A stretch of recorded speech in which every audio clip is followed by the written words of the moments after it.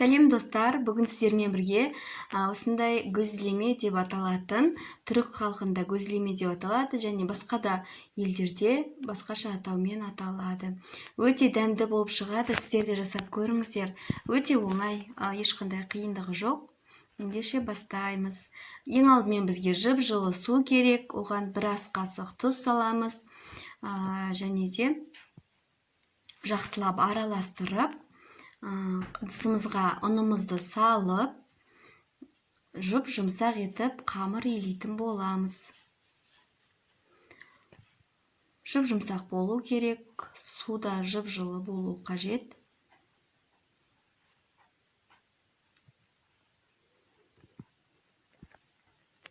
Жақсылап илеп аламыз.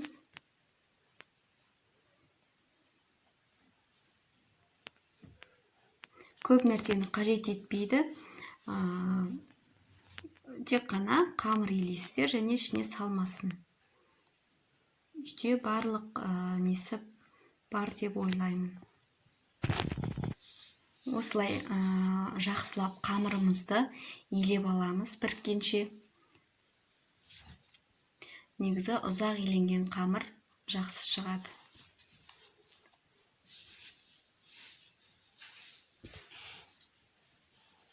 10-15 минутқа қойып, қайтадан бір илеп, тағы тындырып қоятын боламыз. Мінекей менің қамырым дайын болды. Енді бұны целлофан кигізіп, бір 20 минуттай, 30 минуттай уақытқа қойып қоямыз. Оған дейін ішіне салатын салмасын дайындаймыз. Бізге творог қажет және де көк пияз. Көк пияздарымыздың басын кесіп аламыз.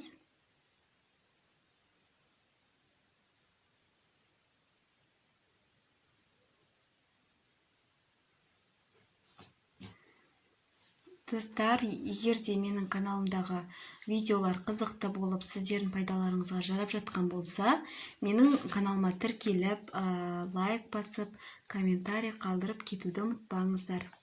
Сіздерден қолдау күтемін. Енді осылай өте майда етіп, жұқа етіп турап аламыз.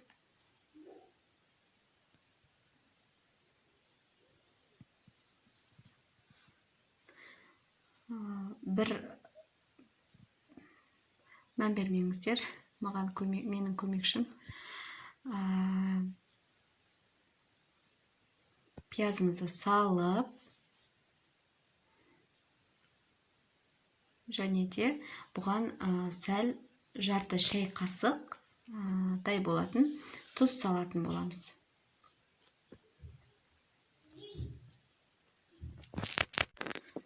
Мінекей осылай тұзымызды салып, жақсылап араластырып аламыз.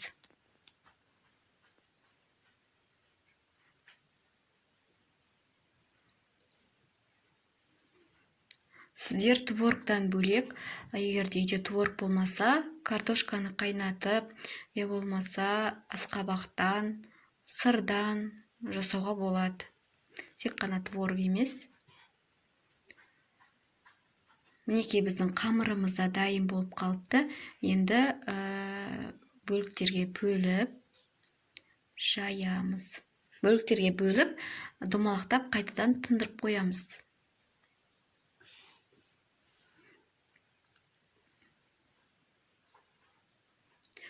Достар, егер де менің каналымдағы видеолар қызықты болып жатса, каналыма тіркеліп, маған қолдау білдіріп, лайк басып, комментарий қалдыра кетуді ұмытпаңыздар. Әлі алда талай видеолар шығаратын боламын. Осылай бөліктерге бөлдім. Менде 9 дана шықты. Осылай домалақтап, барлығын осылай домалақтап шығамын.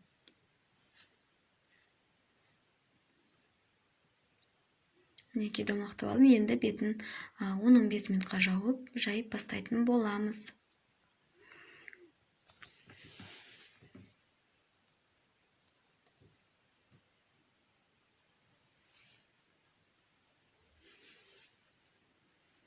Жақсылап ұнымызды себеміз.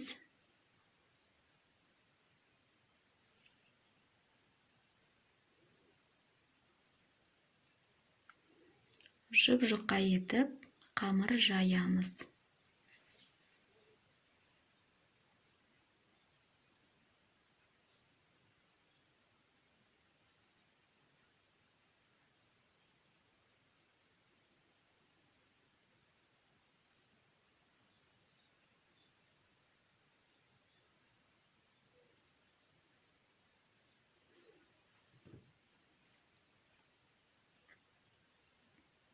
Мінекей жұп-жұқа болып шықты.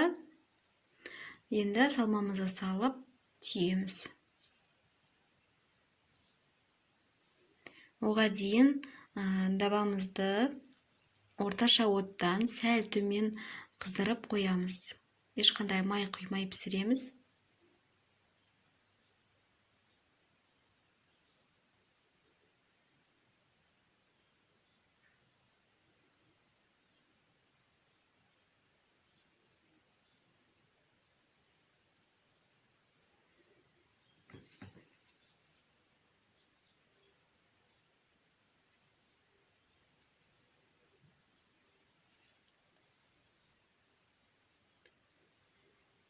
Осылай жасап, кесіп аламыз. Мен мынандай кесетінмен жасап шықтым. Пышақпен де болады. Мен де мынаны дұрыс жүргізе алмадым.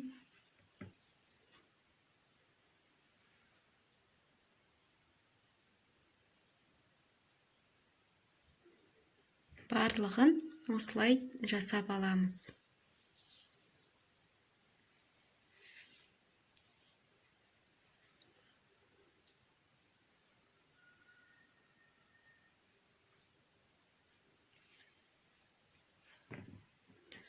Міне біздің дабамыз қызып тұр.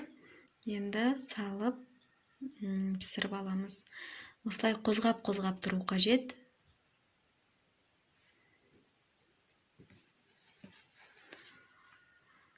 Енді артқы бөлігін міне осылай болып шығады.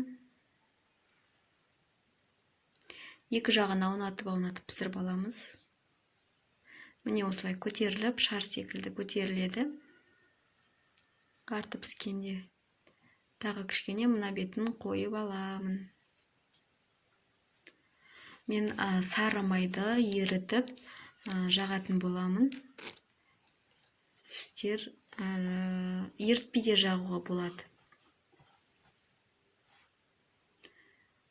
Мінекей біздің алғашқы көзлемеміз дайын болды.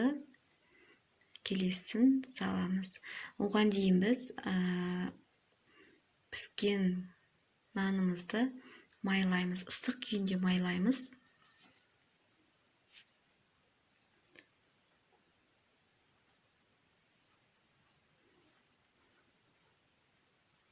Осылай барлық бөлшегін майлап шығамыз. Екі жағында. Майлаған кезде нанымыз өте жұп-жұмсақ болып шығады.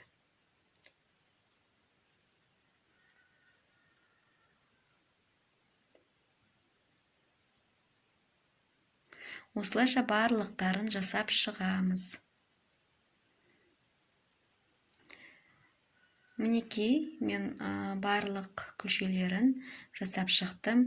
Сіздер де жасап көріңіздер, өте оңай. Менің кейін Инстаграм парақшама тіркеліп кетуді ұмытпаңыздар. Төбесіне қалдырып кетемін. Және де сіздерге де жасап көруге кеңес беремін. Сіздермен болған мен Гүлнаш. Келесі кезге